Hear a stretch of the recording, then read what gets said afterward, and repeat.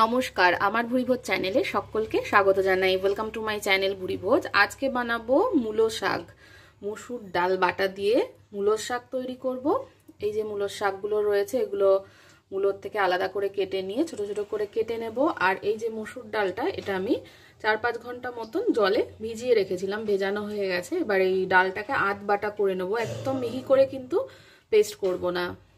মূলোর শাকটা কুচিয়ে নিয়েছি, ভালো করে ধুয়ে নিয়ে এটা এই ঝাঁঝরি থালার মধ্যে ধুয়ে নিয়েছি। আর এই মসুর ডালটা একটা কাঁচা লঙ্কা দিয়ে আধ বাটা করে নেব। কড়াইতে সর্ষের তেল দিয়ে দিয়েছি, তেলটা গরম হয়ে গেলে এর মধ্যে ফোড়নে দিয়ে দেবো কালো জিরে। কালো জিরেটাকে একটু ভেজে নিয়ে মূলোর শাকটা দিয়ে দেবো।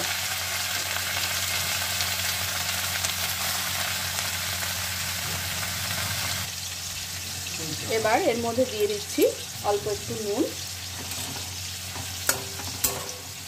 দিয়ে শাকটা কিছুক্ষণ ভাজা ভাজা করে নেব। তারপরে আমি ডাল বাটাটা দেব। এবার এর মধ্যে চেরা কাঁচা লঙ্কা দিয়ে দিচ্ছি,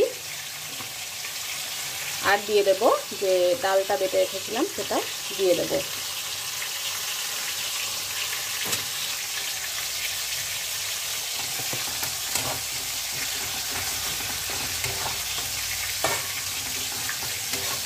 দিয়ে ডালটাকে কিন্তু শাকের সাথে ভাজা ভাজা করে নিতে হবে।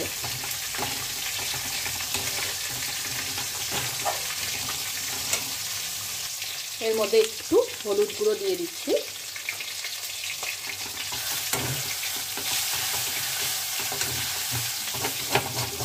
তলার থেকে একটু এরকম ভাবে নেড়ে নিতে হবে।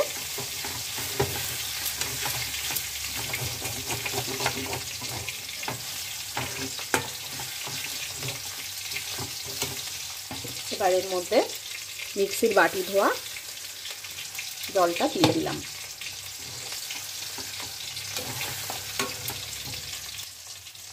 আরও একটু জল এর মধ্যে অ্যাড করে দিচ্ছি, দিয়ে এইভাবে একটু তলার থেকে নেড়ে চেড়ে নিতে হবে অল্প আছে। এবার এটা রান্নাটা করে নিতে হবে।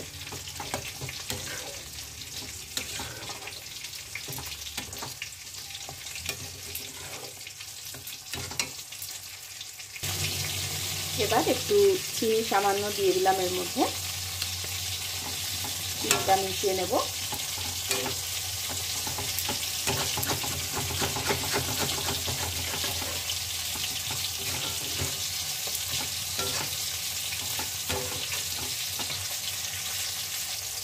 এবার নামানোর আগে দিয়ে দেবো একটু ধনেপাতা।